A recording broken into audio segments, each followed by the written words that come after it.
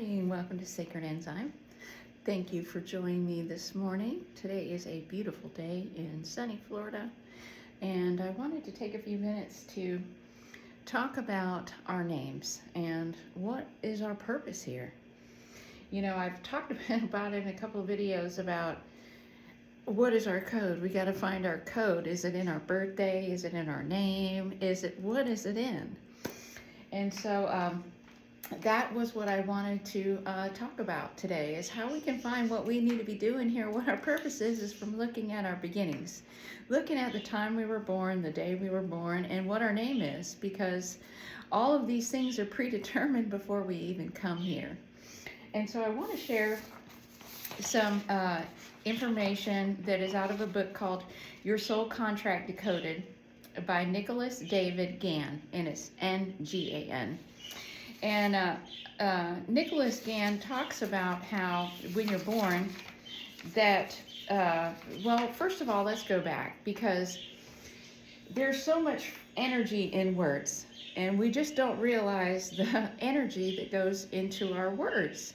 And when we say things, it's almost like we are put in a spell, because there's so much energy behind everything, and we just have no concept of all the talking that we do.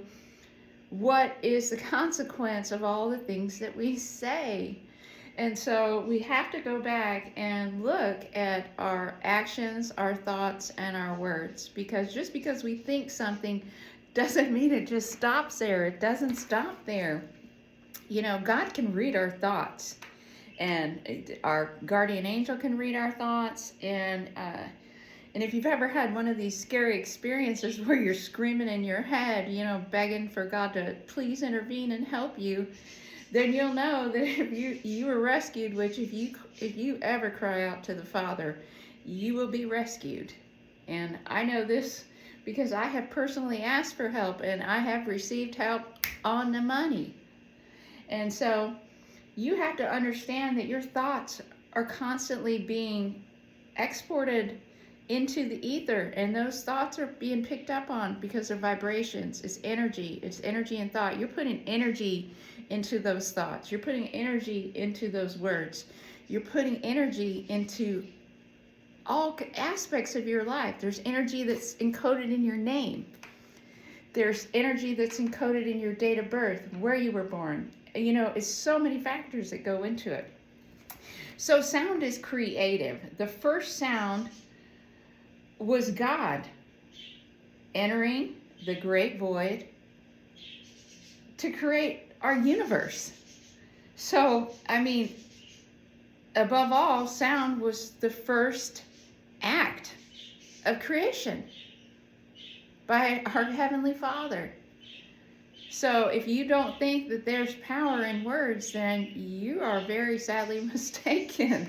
So much power behind words. So before you're born, your soul chooses your birth name.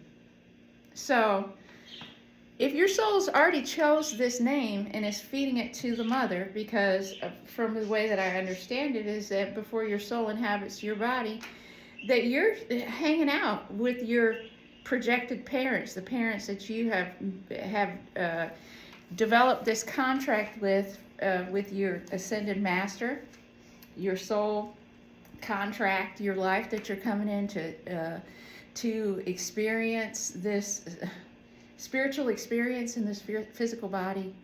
So you have to have a format, a basic format, and planned out of what you're doing here before you come. So one thing is the name. So I think that we need to look at our names and see what is the action behind that name, because there's an action behind every name. And you pick that name according to your path that you're going to take in this life. And also the date that you decided to come into this life is also another clue. What is your date of birth? What does your date of birth add up to?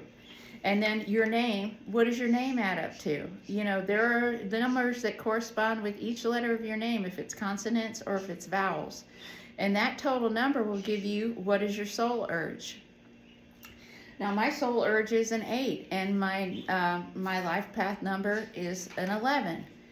And that means that I'm here to manifest, and I'm here to learn and to teach.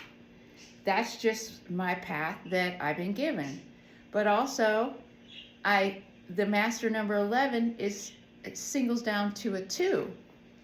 So that means that everything I do has to be with the cooperation of others, that I'm here to bring people together for us to do work together, to create a manifest as a team. And I'm here right now trying to fulfill that purpose, and you also have to look at your karmic debt numbers. And I have some pretty heavy karmic debt numbers, I'm not going to lie. I must have been a real asshole in a past life. Because, I got some serious karma to make up in this life for empathy and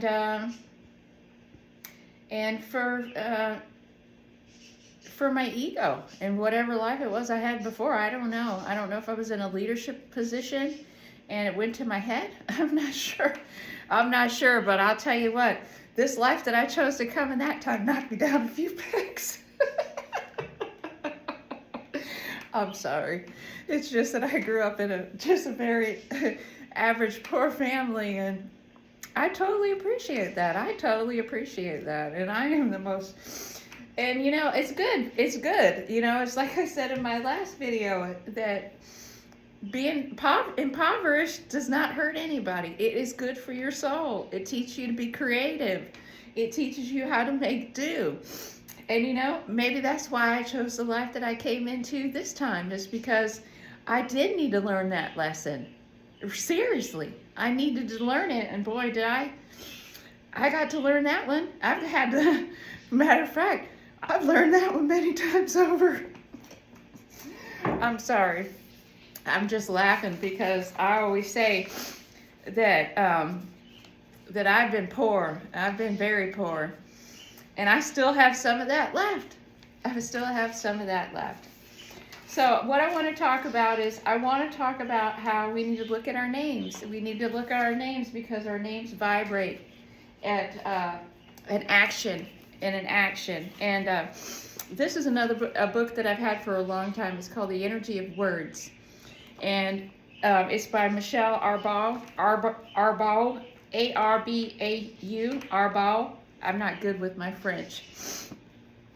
But this book is really good, and it talks about how your DNA is a code, how your name is a code, how your words are a code, how everything is a code.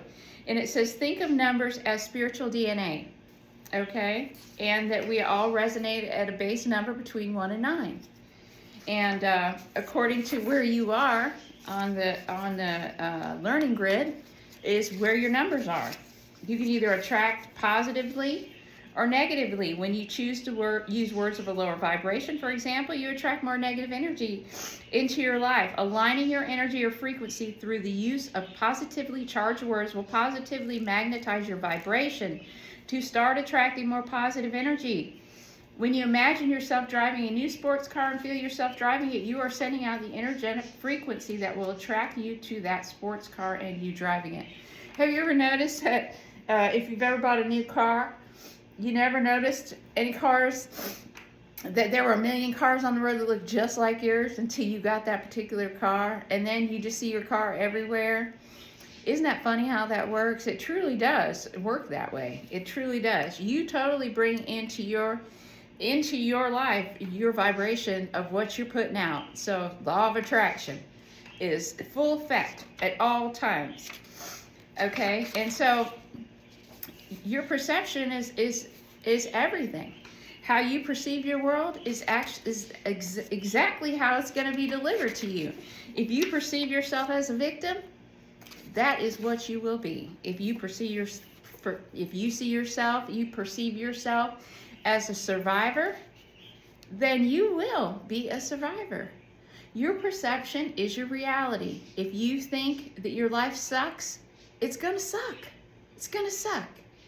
But if you think all the time, I am doing this and I am going to do this, it is going to happen. And I am going to make sure it's going to happen. It's going to happen. You put all your hopes, your wishes, and your dreams into your prayers and into your thoughts and into your actions. And it's going to come about into fruition. So many of our thoughts are word-based, and it's not just on imagery. So you also have to be careful about changing your language that you just running on autopilot. You know, like when you do something and then you cuss. Or you use the Lord's name in vain. Never use the Lord's name in vain. Nobody in this house ever uses the Lord's name in vain. Period. It like when I hear it, I immediately, don't do that. Don't do that. Because, you know, just your autopilot language is missing the variables. It's missing the marks. It has missing variables because we do not know the weight of our words. We do not know the weight of our words. And so when you assume 100% responsibility for everything you're experiencing in your reality right now, absolutely everything, then you will assume the power to alter your reality by rechanneling your thoughts. It's just that simple. Oh, it's just that simple. Create the reality you truly want by making decisions and holding your intentions. So, why do we make this so hard? I really don't know why we make this so hard. It's quite basic. It's quite basic. And you have to also imagine that the feelings that you put into your words, you know, like, let's pick just a word here. Okay, how, let me see if amazing's in here because, you know, yes, amazing. I'm always saying amazing. I'm always saying amazing. So the word amaze vibrates at a number 1, meaning amaze vibrates to the 1 number with the isolated pioneer, new beginnings, trailblazing energy. The 1 is the only one number that's not divisible by any number, so it's a standalone energy. Okay, when we amaze through our actions, we do something that has not been done before, go above and beyond, or bring a new twist to the old. The word amaze has a shock and awe quality to it in the negative. Amaze turns to the negative and egocentric qualities of the 1, exhibiting the desire to be aggressive and attention-seeking in order to amaze. So maybe I shouldn't stop. Maybe I should stop saying the word amazing, because it can have a negative connotation too. So the positive side of it is verbal self-expression, to initiate an action and ambitious, determined, and pioneering. Well, maybe not, maybe not. But the negative of that word, if you're using amazing the wrong way, like if something is bad and amazing, it means aggressive, egocentric, overly driven, self-absorbed, overachieving, and single-focused. Wow, that's not good, right? Attract. Okay, so let's talk about the law of attraction. So the word attract resonates at a number 2. Okay, number 2 is the number of intuition, sensitivity, and cooperation. The 2 is a dualistic energy and can attract in both the positive and the negative. When you attract from a negative standpoint, you utilize traits of the 2 and may be in a state of codependence, uncertainty, passivity, or hypersensitivity. Which is true because, you know, as a master number 11, it goes down to a number 2. And I have always found that throughout my life that I've had to work on being extremely sensitive and also trying to accommodate everybody all the time and giving myself away. And so that is so absolutely true. I used to get so upset because I used to get hurt all the time. People would hurt me with their words. And so, yeah, I did stay in a state of hypersensitivity a lot as a 11 reduced to a 2. I had to get to my 11 and to my 8, which is my manifesting where I want to go. So attract, the positive side of the word attract means balance, cooperation, sensitive, intuitive, supportive, and harmonious. But negative means is that you can be codependent, uncertain, submissive, passive, and hypersensitive, right? Just as I was saying. So let's find a word that has a vibration of the number 3. Let's see. Because it's really, I think it's interesting. I mean, some people may not find it interesting, but I really think that it's interesting is that everything that we say has a number code and it vibrates at a frequency. Seriously, it makes you want to think about everything. No wonder they were so poetic in the past. I mean, I'm sure Greek wasn't the very first language, but it's one of the first languages that we know of. But I mean, look at the amount of words that were in the vocabulary, like 500,000 words in the Greek language. So they had a lot of words for expression. And so obviously they knew that there was a frequency that resonated all the words that they were using. And so maybe this is why we have these writings from this time period. Maybe that's why our holy books are written in the format that they are, because words are spells, words are law of attraction. They resonate at certain frequency numbers. So let's look at 3. Fantastic resonates at 3, the word fantastic. The intellectual number of imagination, memory, and inspiration, which doesn't surprise me that the Holy Trinity is 3, right? The 3 also represents unity or coming together. Wow, that's beautiful. Fantastic is a reflection of the imaginative and the inspirational 3. So it is so fantastic to finally be living my dream. In the negative, the self-doubting and self-critical nature of the 3 steals the thunder from fantastic, and it becomes something unbelievable rather than incredible. That a fantastic idea but doesn't seem feasible. So the positive side of the word fantastic is analytical, intelligent, humorous, social, sensitive, observant, unity, and inspiration. The negative is critical, vain, grandeur, self-doubting, self-critical, overanalyzing, and indecisive. Wow. So let's look up the word love. Okay, here we go. Let's look up the word harmony. Harmony vibrates to 4. Solid, stable, practical, balanced foundation number. To live in harmony is to be balanced in all things within you and without. And in the positive, harmony comes from within through the balanced stability of the 4 energy. There is nothing but harmony in my world. You know, that's so interesting because my brother that passed away almost 4 years ago in February, he's come to me a few different times. And one of the times recently that he's come to me, he wanted me to pass on a message to his wife. He wanted me to go see his wife, and he wanted me to pass on a message to her. But the last thing that he told me that he wanted me to tell her was that he was in the 4s. He was in the number of 4s.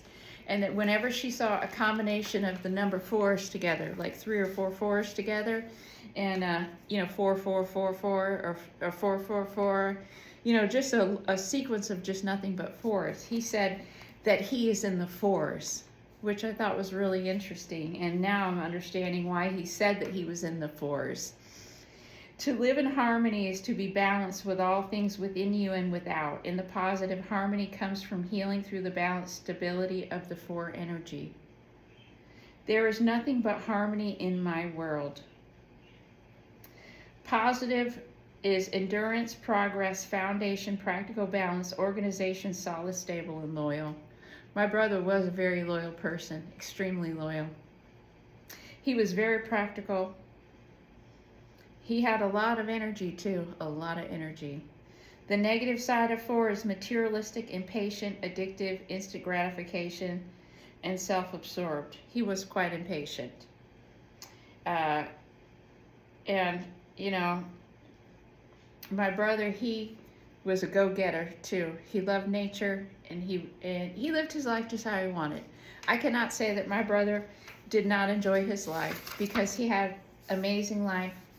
He had 2 beautiful girls. He had a beautiful wife. And he had so many friends. And my brother, even though, he didn't have like this fantastical life purpose or anything that he did that was super spectacular, my brother went along like a little fairy, and he just spread his light to everybody that he touched. Both of my brothers were like that. They had very different personalities, but they had very similar energy. And my siblings, we were all very close. And I miss them terribly. So anyway, I'm sorry. 5 is in joy. Joy vibrates at the number 5. Joy vibrates to the 5, the number of the heart, emotions, and compassion. Compassionate freedom of expression, energy. Joy is a higher state of happiness, full of freedom, passion, flexibility to express your emotions without hindrance. In the positive, joy is the epitome of all the 5 energy holds. In the negative, the dominating, uncertain, and withdrawn qualities of the 5 prevent an inhibited expression of joy. And it's almost like, my kids are both 5s. They were both born in May. All they needed to be born was a year earlier, and they would have been 5s all the way across the board. They were born Cinco de Mayo, and positive, and they're totally 5s. I call them half in, half out. Half in, half out. I feel like when you're a 5, that you're very interested in the arts, because anybody that I've ever met that was a 5, they kind of had a prettiness about them, an angelic lookingness about them. I mean, they're just real pretty. I don't know. 5s are just real pretty. And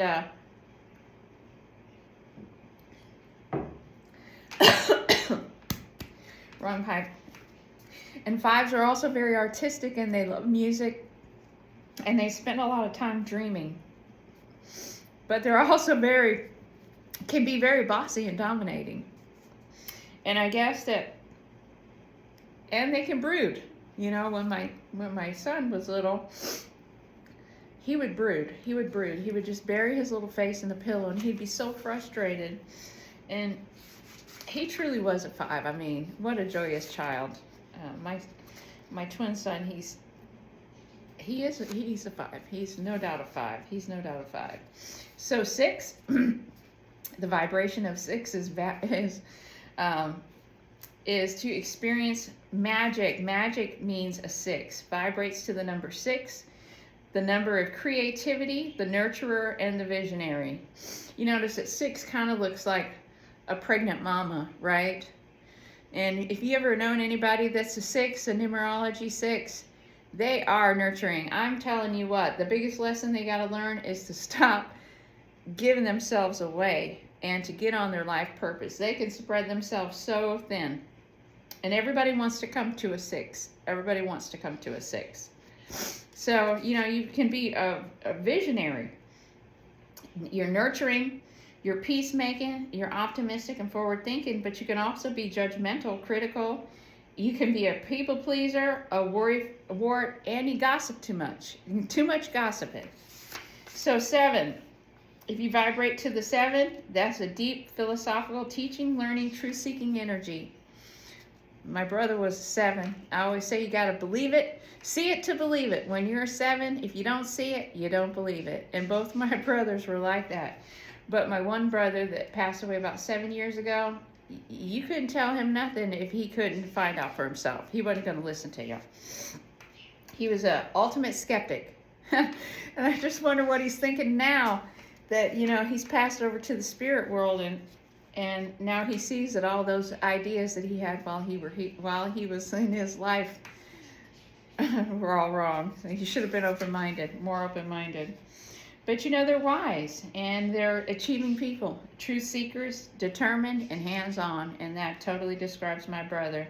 But the negative side, he was stubborn, he was distrustful, he was skeptical, and he was not a loner. My brother was not a loner. He loved his friends.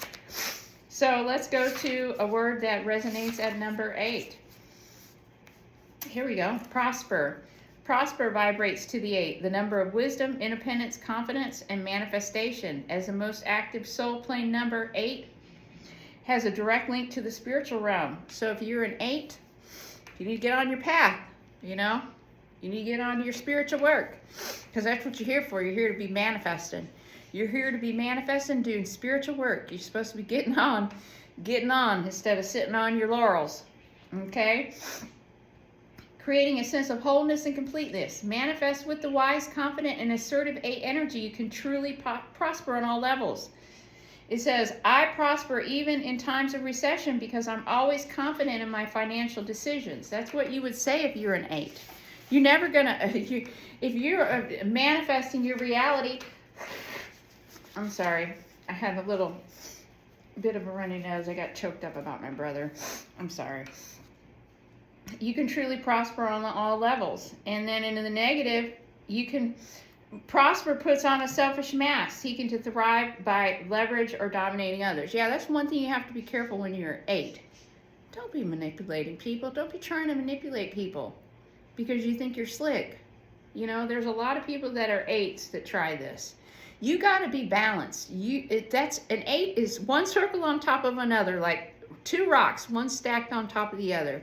So the hardest thing with an 8, if you have 8 energy or you have a soul urge 8 or you're a life path 8, the hardest thing for you is going to be learning balance. You got to be balanced because it's so easy to be out of balance when you're an 8. Because if you're out of balance, those 2 rocks cannot stand on top of each other, right? First, you got to have a good foundation. And then you have to stay balanced once you build a foundation for yourself. So the positive sides of 8 is wise, confident, assertive, independent, manifesting, assured, and loving. But the negative side is you can be detached, selfish, greedy, dominating, bossy, and attention-seeking. Yes, for sure. When I was a kid, I was very, very bossy. And I think it was a lot of times it was because I felt like that things were out of my control, you know. And when you're, I think that when you're born like you're born with a strong energy like that, you spend a lot of time in conflict with your parents. And you know, I was a little. I'm sure I was. You know, my mom used to tell me I was so bossy, and I believe it. I was very bossy, and I don't know about being attention-seeking because, you know, I really loved my brothers, and I never tried to outshadow my brothers. Even as an adult, my brothers were really, really popular, and everybody liked my brothers. But, you know, I always stood in the background. I was always in the background with my brothers, and, you know, my brothers always kept me to the background. And I think they did it as a way to protect me, you know, because they wanted to protect me. I was their little sister.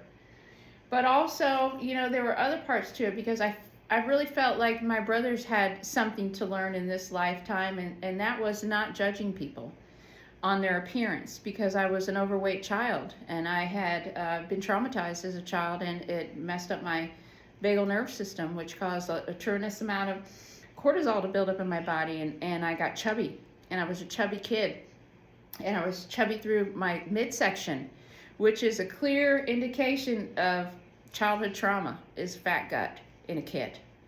And I think my brothers were embarrassed. They were embarrassed to be seen with me because I was obese. And it took them a long, long time to get past that. And the interesting thing about it is that when I was no longer an obese person, my brothers really did not understand how to communicate with me because they had been so used to communicating with the wall up, you know, and then I became a real person. You know, you have to look at me as a real person when you can't look at me and judge me physically anymore. So there became a reality to me, like, hey, she's real and she's a real person. She has real thoughts, real feelings, you know, and this is my sister, and I don't really know how to deal with her. I don't know how to talk to her. You know, it was an interesting few years in my life trying to build a bridge of communication with my brothers.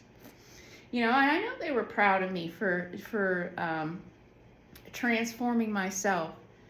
And I don't think that my brothers really realized, you know, what I had been through until, you know, and I didn't have a chance to talk to my one brother about it, but I talked to my other brother about it, and I told him what happened to me when I was a kid. You know, and it gave him a better understanding into what happened to me and why I became the way that I became. You know, and it completely opened a door for my brother and I to have a wonderful, loving sibling relationship, you know, and we were able to reach a level of our relationship for our siblings, and we were so close, and then I lost my brother. But I was really glad to get to experience that with him, experience that love, and be able to try to ease some of his suffering in his last days. Just to love on him and love him from this world into the spirit world. So there's energy in your words. There's energy in your thoughts. There's energy in your actions. And number 9, I want to look at the word love. I'm so sorry. I don't mean to get choked up here. And I may not even post this video because I don't know why I'm... Okay. The word love resonates at 9. And now my brother, he was a 9. Love vibrates to the 9, the ambitious, idealistic, responsible, humanitarian number. The 9 is responsible for all the incredible achievements seen in the previous century. Everyone born between 1889 and 1999 had at least one 9 in their date of birth. The 9 is the most active mental number, the highest change of vibration, and considered the big dreamer. And I believe that because my brother spent a lot of time thinking.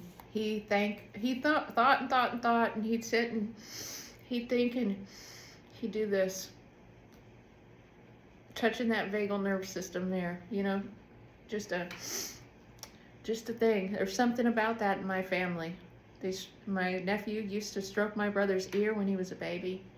My brother always caressed this area on his lip. My oldest son, when he was born, he used to rub a pacifier here. There's something too self-soothing with that area.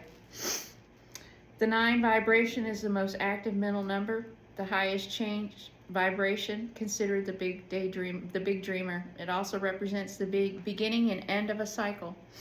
And you know, I don't doubt that, because I feel like my brother was done. My grandmother was a 9 too, my Grandma Catherine, who's with me all the time. I know that she's one of my guides or guardian angels. She was a 9, and she was extremely old soul. She was a very old soul, and she was extremely wise. My oldest brother, he was a 9 too. And they have a way about them, 9s do. They just sit there and they're just kind of there. They're present, you know, they're present. And when you are with a 9 energy, you understand that there's a difference to them. They're like the scales of judgment almost. It's like they're here and this is their last hurrah, you know, and maybe they're just tying up loose ends, or they're here to just resonate their love, or they're here for some other reason, teach. I don't know. Maybe they're here to bring a torch, bear a torch. I don't know. But I know that my grandmother was an amazing person. My kids are 9s. They're 5s. They're 5s all through their chart, but they're 9 life path. And my husband's a 9 life path. My brother was a 9 life path. My family is full of 9s and 11s. 9s and 11s. And the positive side of 9 is humanitarian, ambitious, responsible, justice-seeking, unselfish, and idealistic. Negative, driven, opinionated, judgmental, critical, black and white, narrow-minded. Very much so. So I guess unless you can get outside of yourself as a 9, you're going to be that way. Because, you know, I think that the number that we're born into is ultimately what we have to learn. I think as a number 9, that my brother had to learn how to not be judgmental and narrow-minded and critical. Because when I was young, he was very judgmental. And he was always worried about his appearance. He was obsessive, compulsive about his appearance. His closet looked like he had a closet organizer put in there. His clothes, his pants were always double heavy starched. Never went anywhere without ironed clothes. My brother was impeccable, impeccable. My other brother was just the opposite. He didn't care. He'd wear clothes with stains on them. He didn't care. He didn't care. He was having fun. He was having fun, and it was interesting because, you know, my brothers were always together when we were young. They did everything together. And, you know, my brother, my oldest brother, he was kind of like a wise pillar standing there. And my other brother, he was like the animator. You know, he was totally animated. He was always funny. He always made jokes. And my oldest brother and him, they just kind of went together. They were like Albert and Costello. You know, they were a two-man comedian troupe. And their energy together was a beautiful thing. And we lost my first brother, and my other brother, we spent a lot of time talking about that. You know, we talked about how we felt like he was communicating with us from the other side through music, and that there were some particular songs, you know, and it's incredible how the spirit world will communicate with you through music. And my brother, my other brother, you know, us talking about that so many times. I know that he's communicating with me through the music, because every time I go somewhere, and I've started taking pictures of it with my phone. I'll turn on my car, and literally, it'll be his favorite musician singing singing the songs. And my brother loved George Strait. He absolutely loved George Strait. He loved Trace Atkins. And I hear George Strait all the time. And then my brother will play me songs from a very special time that he and I talked about. And when we used to go on these vacations, we used to go on vacations when we were little, and we would stay with our cousins. And we always listened to like the same 3 country albums over and over again. And there's very specific songs that, you know, that we really liked. And it's interesting because he plays all those songs for me. And they're old songs. We're talking 40-year-old songs. These are not today's hits. So he'll play them, and I know that he's with me. I know that he's with me. I know that my brother is in heaven, and I know that he communicates with me. I know he's watching over us, and I know that he's helping me. He's helping me. He's helping me bring this information to the public. So I'm sorry that I got so choked up today, but you know, I'm still doing a lot of healing myself. You know, I've been working on my ancestral karma and trauma, and I had a hypnotherapy session, because I've been getting for a while in my meditation that I have to uphold my family name. And I wasn't sure what that meant. And my brother, you know, every time, you know, I get in the car, I hear these songs, and I kept hearing over and over again the song by Aaron Tippin, and it plays in my head. You got to stand for something or you'll fall for anything. And I'm like, what are you telling me? What are you telling me that I need to do here? So I just took that as he was telling me that I have to uphold my family name. And however far back that goes, I don't know. Does it go all the way back to Robert Bruce? Does it go all the way back to the Randolphs? The Millers? I mean, where does it all go? Does it go all the way back to Virginia from before the Declaration of Independence was written by my cousin Thomas Jefferson? I mean, how far do I need to go back to uphold my family name? Is my family's name going to be, you know, tarnished? I don't know. I don't know what he's saying. But I've been going through, and I've been working on healing my ancestral karma. And I'll tell you what, that is quite an emotional experience. And if you have been through if you have a family line that's endured a lot of trauma, which my family has, and maybe that's because that's what they signed up for. You know, maybe they signed up for these positions in politics and religion and stuff, and maybe they did that because they really want to serve. You know, I know that I come from a family of people that really care about giving back. They really do. They want to do good for the world. They want to do good for the world. So I'm still working on healing my ancestral trauma and karma.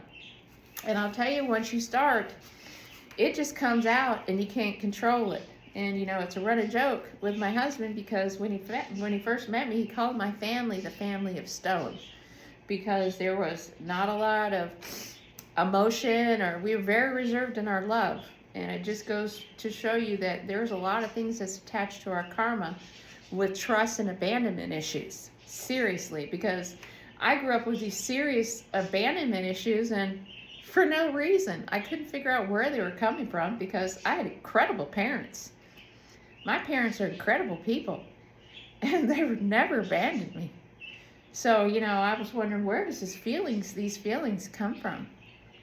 They come from past life traumas that need to be worked out. And, you know, it's like I say over and over again, you got to figure out where you come from. You got to figure out where your bloodline is, because we literally are at a point right now in our planet where we have to choose, are we going to shit or get? Because there's coming a harvest. A harvest is coming. I've already been told that this planet gets harvested. And there will come a harvest. And the question is are you going to be the one that's going to be left here, and you're going to be lined up to be harvested? Or are you going to step into your purpose? And you're going to, I want to say translate. That's the word. They translate you. Are you going to be translated? Are you going to be translated into paradise? You have to decide. You have to decide. This world is all about being able to come here and resist the temptations. There are things around us that we cannot see that are here all the time. And we talked about these midway creatures. These midway creatures are all around you. Every time that you have a negative thought, they're right there. They're right there. Can't wait to get a hold of you. And if you're from one of these bloodlines where you have these blood types, these Nephilim genes or whatever, you're going to be a target. You're going to be a target. You got to work it out. You got to work it out. You got to work it out. You going to be with God, or you going to be fallen? You going to be fallen, or are you going to be with our Creator? Are you going with the Michael movement, where we're ultimately going back to the absolute, to be with Father, and put our chip back in the mainframe and share with Father all of these wonderful experiences that we were here, how we made this world a better place? That's a real question, I suppose. So, it's been 43 minutes, man. That was really long, and I'm so sorry.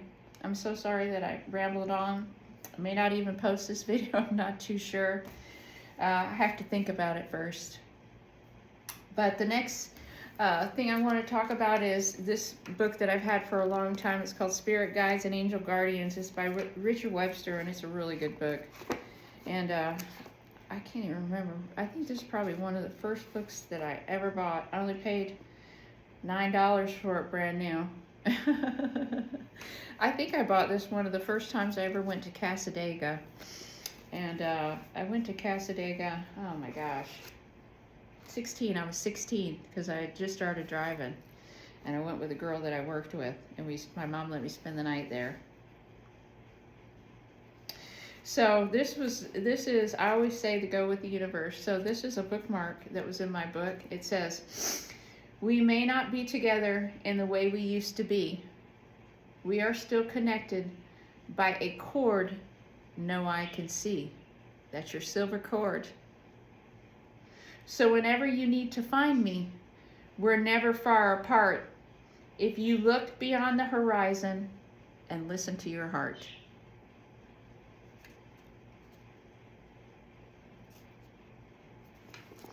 So with that, amen on that for sure, right? Amen. With that, thank you for stopping in and spending some long minutes with me to talk about the energy and the weight of our words, our thoughts, and our number, our name, and how it could all mean that it's our code. And it's telling us what our life purpose is. We just need to look at it. Look at your name. Figure out what is the action and the meaning behind your name.